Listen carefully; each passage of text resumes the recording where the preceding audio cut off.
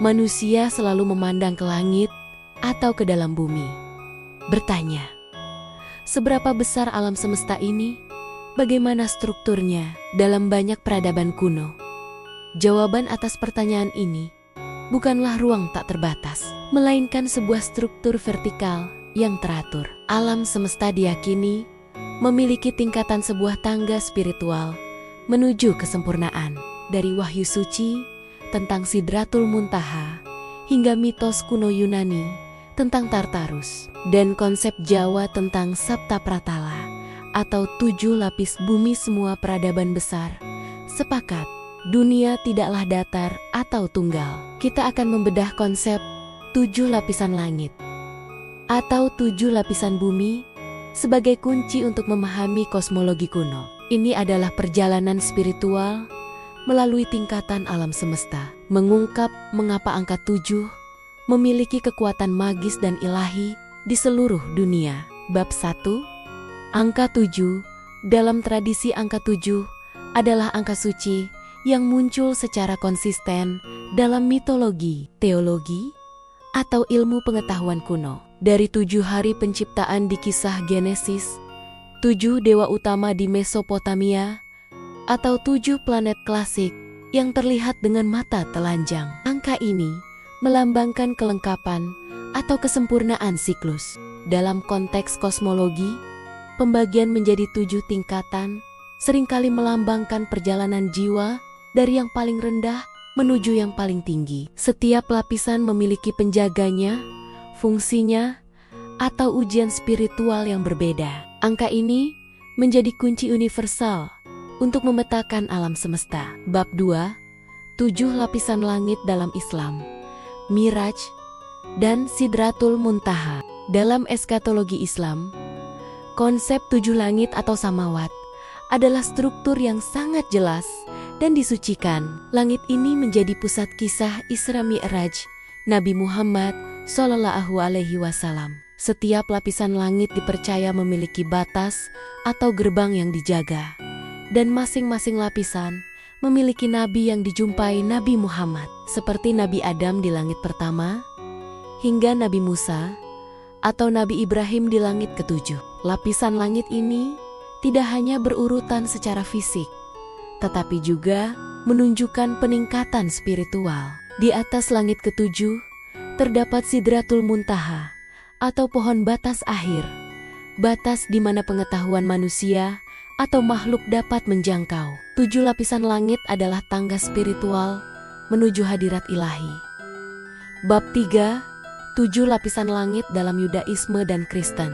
Konsep 7 lapisan langit juga ada dalam tradisi Yahudi atau Kristen, terutama dalam teologi awal dan literatur apokrif. Dalam tradisi Yudaisme, 7 langit disebut heavens atau Shefarokim, dan masing-masing memiliki nama atau fungsi yang berbeda, seperti penyimpanan harta karun surgawi atau tempat tinggal malaikat. Langit paling atas diyakini adalah tempat bersemayamnya Tuhan. Di Kristen awal, Rasul Paulus dalam Perjanjian Baru menyebutkan pengalamannya diangkut hingga ke langit ketiga atau surga ketiga, menunjukkan pemahaman tingkatan surgawi pada masa itu. 7 lapisan ini berfungsi sebagai penegasan hierarki dan keteraturan ilahi di alam semesta. Bab 4. 7 lapisan bumi dalam kosmologi Jawa. Kosmologi Jawa atau Hindu Jawa memiliki sistem yang seimbang, membagi alam menjadi tingkatan atas dan tingkatan bawah. Konsep Sapta Pratala adalah 7 lapisan bumi atau Pratala. Sapta Pratala adalah alam tempat tinggal makhluk gaib, terutama para naga seperti naga Besuki atau Dewi Pratiwi. Lapisan ini adalah cerminan dari hierarki yang ada di langit. Di tradisi Jawa, bumi ini memiliki pusat yang dikelilingi oleh lapisan-lapis ini. Ini juga berkaitan dengan konsep Gunung Semeru sebagai paku bumi yang menembus lapisan-lapisan ini, menghubungkan dunia atas, tengah, dan bawah. 7 lapisan bumi ini adalah sumber kekayaan, air, atau energi alam. Bab 5. Dunia bawah Yunani. Hades, Tartarus, dan 7 sungai Yunani kuno juga menggunakan konsep bertingkat, terutama untuk dunia bawah. Meskipun tidak secara eksplisit disebut 7 lapisan, dunia bawah Hades memiliki tingkatan yang jelas, dipisahkan oleh 7 sungai utama. Sungai-sungai ini, seperti Styx atau Akaron, melambangkan emosi atau batasan yang harus dilewati jiwa. Tingkatan paling bawah dan paling gelap adalah Tartarus, yang sering dianggap sebagai penjara para titan, tempat penyiksaan abadi yang jauh lebih dalam dari Hades itu sendiri. Kosmologi Yunani ini memetakan alam semesta dalam tingkatan geografis dan moral. Bab 6. Kosmologi Hindu, Saptaloka dan 7 alam. Dalam tradisi Hindu India, kosmologi vertikal dipecah menjadi Saptaloka 7 alam atas dan Saptapatala 7 alam bawah. Saptaloka adalah alam surga yang semakin tinggi tingkat kesuciannya, tempat tinggal para dewa atau jiwa yang telah mencapai merit tertentu. Di atas Saptaloka ada Brahmaloka, tempat tinggal dewa Brahma. Saptapatala adalah 7 alam bawah, dihuni oleh usura, naga, atau makhluk spiritual lainnya. Patala bukanlah neraka, tetapi dunia bawah yang mewah dan megah. Peta vertikal ini menunjukkan bahwa kosmos adalah struktur hierarkis yang sangat kompleks. Bab 7. Analisis simbolis. Perjalanan vertikal jiwa. Mengapa semua peradaban menggunakan angka 7 dan struktur vertikal? Struktur ini melambangkan perjalanan inisiasi atau pertumbuhan spiritual. Perjalanan ke atas adalah pemurnian, meninggalkan lapisan demi lapisan kelemahan fisik hingga mencapai kesatuan atau Tuhan. Perjalanan Miraj Nabi Muhammad adalah contoh sempurna dari perjalanan spiritual vertikal ini.